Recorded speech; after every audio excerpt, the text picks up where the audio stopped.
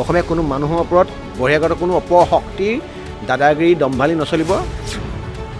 কাণ ফালি দিছোঁ ন আগতে, আকৌ কাণ ফাটি যাব। অসমৰ যিমান ব্যক্তিৰ এই নৰ্থ ইষ্ট স্মল ফাইনেন্স বেংকৰ একাউণ্ট আছে চব ক্ল'জ কৰি দিব লাগে। শদিয়াৰ পৰা ধুবুৰীলৈ বিস্তাৰিত হৈ থকা বিভিন্ন শাখাৰ যি নৰ্থ ইষ্ট স্মল ফাইনেন্স বেংকৰ বৰ্তমান সময়লৈকে 76জন ব্যক্তিয়ে চাকৰি হেৰাইছে আৰু 300জন মানুহ লাইন আপ হৈ আছে। ছাটাই অভিযান তেওঁলোকৰ ওপৰত চলি আছে। মাননীয় মুখ্যমন্ত্ৰী মহোদয়ে এতিয়া ভাৰতৰ বাহিৰৰ বিদেশত তেওঁ অৱসৰ বিনোদন কৰি আছে কেনে নে এই বিষয়ৰ ওপৰত তেওঁলোকে গুৰুত্ব ৰাখিছে। আপোনালোকৰ চেনেলৰ যোগেদি এটা আমাৰ অনুৰোধ থাকিলে অসমৰ যিমান ব্যক্তিৰ এই নৰ্থ ইষ্ট স্মল ফাইনেন্স বেংকৰ একাউণ্ট আছে চব ক্ল'জ কৰি দিব লাগে। একাউণ্ট ক্ল'জ কৰি দিয়াৰ পাছত পানী নথকা পুখুৰীত মানে মাছৰ কি অৱস্থা হয় তেনেকুৱা অৱস্থা আপোনাৰ নৰ্থ ইষ্ট স্মল ফাইনেন্স বেংকৰ হ'ব। আৰু তাৰ যিগৰাকী আপোনাৰ MD, মই একজেক্টলি নামটো পাহৰি গৈছোঁ, কাৰ্লা বুলি কোৱা এজন আছে ব্যক্তি। সেইজন ব্যক্তি যদি বিল আছে অসমত য'তে পাওঁ ততে আপোনালোকক মই কেমেৰা কৈছোঁ, আমি যি কথা কৈ পাওঁ আঁঠুকঢ়াই ৰাখাম।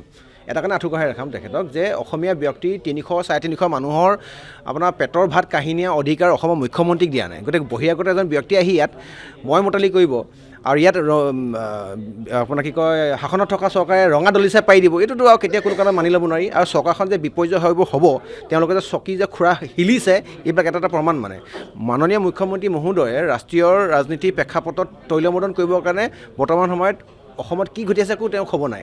গতিকে এটাই আমাৰ সংগঠনৰ ফালৰ পৰা, জাতীয় সংগঠনৰ ফালৰ পৰা এটা আমাৰ স্পষ্ট অনুৰোধ, এনেকুৱা যিকোনো ধৰণৰ ব্যক্তিয়ে জনাটো দৰকাৰ যে অসমত হিমন্ত বিশ্ব শৰ্মা আছেনে নাই, অসমত বিজেপি চৰকাৰ আছেনে নাই, কোনো আমাৰ ইয়াত মানে কাউণ্টিঙত নাহে। চিধা এটাই কথা, বিল আছে অসম আছে। আমি আপোনালোককো কৈছোঁ, আপোনালোক মাননীয় সাংবাদিক মহোদয়সকল আপোনালোকৰ লগতো আছোঁ। দেখিছোঁ আমাৰ দুৰ্নীতি অনিয়ম আমাৰ অকল কেৱল আমাৰ থলুৱা খাটি খোৱা সাধাৰণ মানুহখিনিৰ লগত হয়, এইটো স্পষ্ট হয়। আৰু আমি ইতিমধ্যে তেওঁলোকৰ লগত যোগাযোগত আহিছোঁ।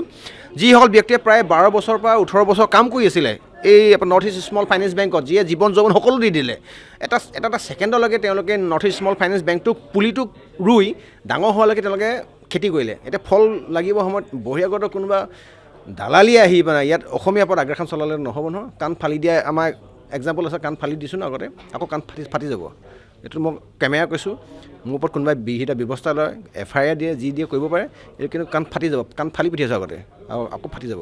চিধা কথা, অসমীয়া কোনো মানুহৰ ওপৰত বহিৰাগত কোনো অপশক্তিৰ দাদাগিৰি দম্ভালি নচলিব। এনেকুৱাখিনি কাৰণত আগতে বিগত দিনত জেল খাইছোঁ আৰু আহি থকা দিনত আকৌ সেই 350 ঘৰ মাল্টিপ্লাই বাই 5 প্ৰায় আপোনাৰ 1500-2000 মানুহৰ পেটৰ ভাত মাৰিবলৈ বিল আছে তেনে অসমে দিয়া নাছিলে আৰু কেতিয়াও নিদিয়ে।